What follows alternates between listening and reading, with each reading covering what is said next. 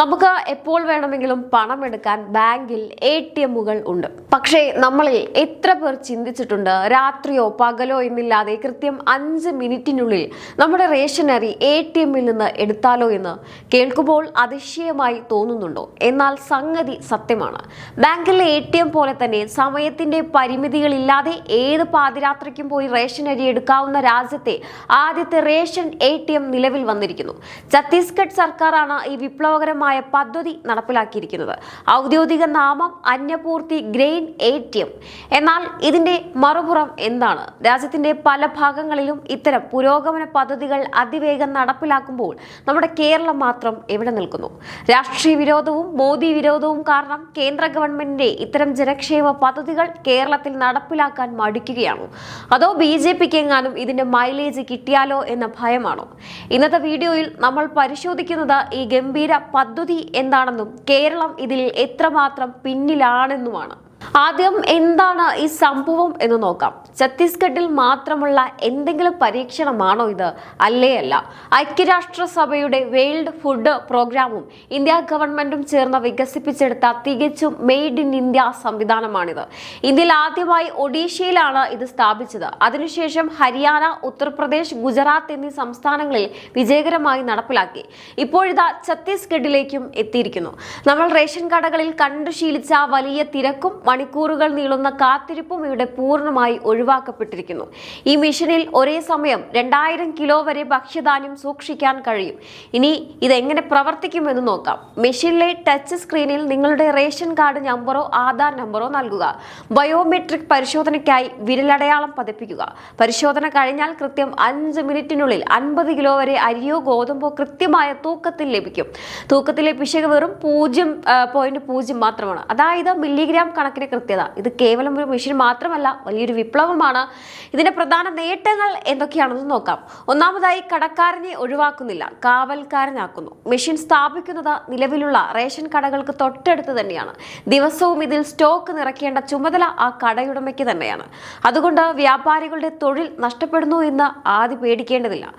അതേസമയം ഇടനിലക്കാരുടെ കളി പൂർണ്ണമായും അവസാനിക്കുകയും ചെയ്യും. ഇനി രണ്ടാമതായി, ഒരു രാജ്യം ഒരു റേഷൻ കാർഡ് യാഥാർത്ഥ്യമാകുന്നു. ഏത് സംസ്ഥാനത്തെ റേഷൻ കാർഡ് ഉപയോഗിച്ചും ഈ ATMൽ നിന്ന് ധാന്യം എടുക്കാം. ഉദാഹരണത്തിന് ഛത്തീസ്ഗഡിൽ ജോലി ചെയ്യുന്ന ഒരു മലയാളിക്ക് കേരളത്തിലെ കാർഡ് ഉപയോഗിച്ച് അവിടെ നിന്ന് തന്നെ അരി വാങ്ങാം. ഇതര സംസ്ഥാന തൊഴിലാളികൾക്കും കുടിയേറ്റക്കാർക്കും ഇത് വലിയൊരു അനുഗ്രഹം തന്നെയാണ്. മൂന്നാമതായി, കറണ്ട് പോയാലും പണി നടക്കും. സോളാർ പാനലും ഇൻവെർട്ടർ ബാറ്ററിയും ഉപയോഗിച്ചാണ് ഇവ പ്രവർത്തിക്കുന്നത്. വൈദ്യുതി മുടങ്ങിയാലും വിതരണം മുടങ്ങില്ല. നാലാമതായി, സമയലാഭം. കാത്തിരിപ്പ് 70% കുറയുന്നു. രാത്രി 11 മണിക്കായാലും പുലർച്ചെ 5 മണിക്കായാലും വിശക്കുമ്പോൾ പോയി റേഷൻ വാങ്ങാം. ക്യൂ നിന്ന് സമയം കളയേണ്ടതില്ല. ഇനി രാജ്യത്തിന്റെ വിവിധ സംസ്ഥാനങ്ങളിൽ ഇത്രയും പുരോഗമനപരമായ പടവുകൾ കയറുമ്പോൾ നമ്മുടെ കേരളം എവിടെ നിൽക്കുന്നു?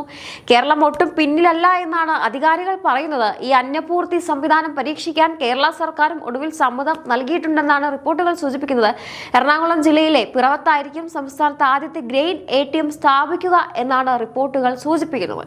കേന്ദ്രം മെഷീൻ സൗജന്യമായി നൽകും. പരിപാലന ചെലവ് സംസ്ഥാനം വഹിക്കും. പക്ഷേ സംഗതി നടക്കുമോ എന്നതാണ് ചോദ്യം. കാരണം നമ്മുടെ നാട്ടിലെ അവസ്ഥ അറിയാമല്ലോ. തുടങ്ങിയാൽ ഭാഗ്യം, ചിലപ്പോൾ അതിനുള്ള സാധ്യതയും കാണില്ല. എന്തുകൊണ്ടാണ് ഈ ആത്മവിശ്വാസമില്ലായ്മ? അതിനൊറ്റ ഉത്തരമേയുള്ളൂ: രാഷ്ട്രീയ വിരോധം. കേന്ദ്ര ഗവൺമെന്റ് നടപ്പിലാക്കുന്ന ജനങ്ങൾക്ക് നേരിട്ട് ഉപകാരപ്പെടുന്ന ഇത്തരം വികസന പദ്ധതികൾ കേരളത്തിൽ വരുമ്പോൾ ഭരണകക്ഷിക്കും സർക്കാരിനും എവിടെയൊക്കെയോ ഒരു അലർജിയാണ്. കേന്ദ്ര സർക്കാരിന്റെയോ BJPയുടെയോ പദ്ധതിയാണെന്ന് അറിഞ്ഞാൽ പിന്നെ അത് നടപ്പിലാക്കാൻ വലിയ താല്പര്യമൊന്നും കാണാറില്ല. മോദി സർക്കാർ കൊണ്ടുവരുന്ന പദ്ധതി ആയതുകൊണ്ട് ഇതിന്റെ ക്രെഡിറ്റ് എങ്ങാനും BJPക്കോ മോദിക്കോ കിട്ടിയാലോ എന്ന രാഷ്ട്രീയ ഭയമാണ് ഇതിന് പിന്നിൽ. അത് തീർച്ച.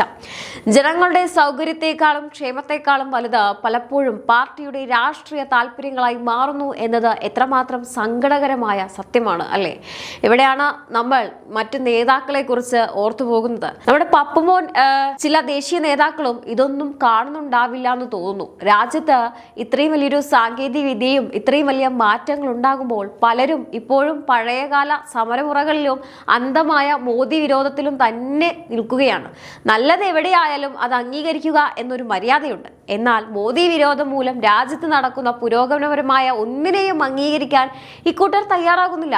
ഡിജിറ്റൽ ഇന്ത്യയും UPIയും വന്ദേ ഭാരതും തുടങ്ങി ഇന്ന് സാധാരണക്കാരന്റെ ജീവിതം എളുപ്പമാക്കുന്ന ഓരോ പദ്ധതിയും തുടക്കത്തിൽ എതിർത്തവരാണ് നമ്മുടെ പ്രതിപക്ഷവും സമാന ചിന്താഗതിക്കാരും.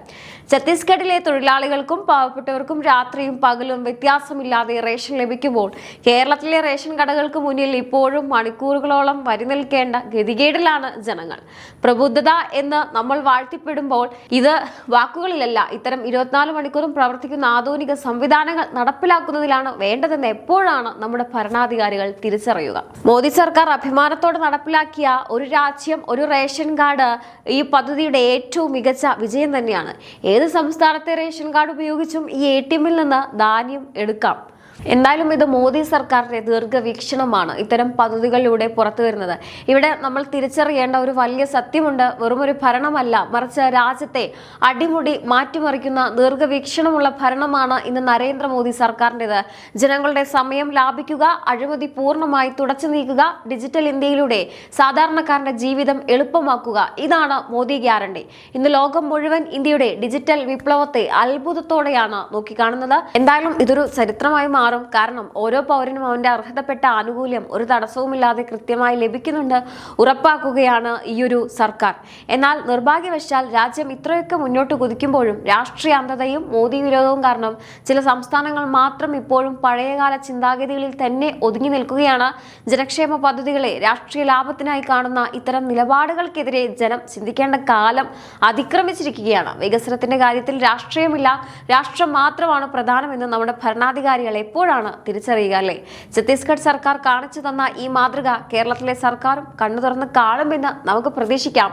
ഇനി ഒരു കാര്യം കൂടി ഓർക്കണം, സാധാരണക്കാരന്റെ ജീവിതം എളുപ്പമാക്കുന്ന എന്ത് നല്ല കാര്യം വന്നാലും അതിൽ കുത്തിത്തിരിപ്പുകളും വിവാദങ്ങളും ഉണ്ടാക്കാൻ ചില കോണുകളിൽ നിന്ന് ആളുകൾ വരും. രാജ്യത്ത് എന്തൊരു വികസനവും നടക്കുമ്പോൾ അത് ജനങ്ങളിലേക്ക് എത്തുന്നത് തടയാൻ വ്യാജ പ്രചാരണങ്ങളും രാഷ്ട്രീയ കുതന്ത്രങ്ങളും മെനയുന്ന ഒരു വിഭാഗം ഇന്നും നമ്മുടെ മുമ്പിലുണ്ട്. ഒരു പദ്ധതിയുടെ ഗുണങ്ങളെക്കുറിച്ച് സംസാരിക്കുന്നതിന് പകരം അതിലെങ്ങനെയെങ്കിലും കുറ്റങ്ങൾ കണ്ടുപിടിക്കാനും ജനങ്ങളെ തെറ്റിദ്ധരിപ്പിക്കാനുമാണ് ഇക്കൂട്ടർ ശ്രമിക്കുന്നത്. വികസനത്തെ പോലും രാഷ്ട്രീയ കണ്ണിലൂടെ നോക്കിക്കാണുന്ന ഇത്തരം നെഗറ്റീവ് ചിന്താഗതിക്കാരെയാണ് നിങ്ങൾ തിരിച്ചറിയേണ്ടത്. അപ്പോൾ പാവപ്പെട്ടവന്റെ അവകാശങ്ങൾ സുതാര്യമായി അവന്റെ കൈകളിൽ എത്തുമ്പോൾ ഇടനിലക്കാരുടെ പണി മുടങ്ങുന്നതിന്റെ അസ്വസ്ഥതയാണ് ചിലരുടെ ഭാഗത്ത് നിന്ന് ഉണ്ടാകുന്നത് എന്ന് തന്നെ നമുക്ക് പറയാം. അതുകൊണ്ട് ഇത്തരം ഒരു വിവാദങ്ങളെയും അടിസ്ഥാനരഹിതമായ വിമർശനങ്ങളെയും തള്ളിക്കളഞ്ഞുകൊണ്ട് രാജ്യത്തിന്റെ പുരോഗതിക്കും ജനങ്ങളുടെ ക്ഷേമത്തിനും ഒപ്പം നിൽക്കാൻ ഓരോ പൗരനും തയ്യാറാകേണ്ടിയിരിക്കുന്നു. രാഷ്ട്രീയത്തിനപ്പുറം രാജ്യത്തിന്റെയും ജനങ്ങളുടെയും വളർച്ചയ്ക്കാണ് നാം എന്തായാലും മുൻഗണന നൽകേണ്ടത്. ചുരുക്കി പറഞ്ഞാൽ ഛത്തീസ്ഗഡ് സർക്കാർ കാണിച്ചു തന്നത് ഒരു വലിയ മാതൃകയാണ്. ജീവനക്കാരില്ല, സമയപരിധിയില്ല, തൂക്കത്തിൽ കൃത്രിമമില്ല, നീണ്ട ക്യൂവില്ല, സാങ്കേതിക വിദ്യ ജനങ്ങൾക്ക് എങ്ങനെ ഉപകാരപ്പെടണം എന്നതിന് ഏറ്റവും മികച്ച ഉദാഹരണമാണിത്. രാഷ്ട്രീയത്തിന്റെ കറുത്ത കണ്ണടകൾ മാറ്റിവെച്ച ജനങ്ങളുടെ ക്ഷേമത്തിന് മുൻഗണന നൽകാൻ നമ്മുടെ കേരള സർക്കാരും ഇനിയെങ്കിലും തയ്യാറാകുമോ എന്ന് നമുക്കും കാത്തിരുന്ന് കാണാം. അപ്പോൾ ഈ ഒരു വിഷയത്തെക്കുറിച്ചുള്ള നിങ്ങളുടെ അഭിപ്രായം എന്താണ്? തീർച്ചയായിട്ടും താഴെ കമന്റ് ബോക്സിൽ രേഖപ്പെടുത്തുക. മറ്റൊരു വിഷയമായി വീണ്ടും കാണാം. നന്ദി.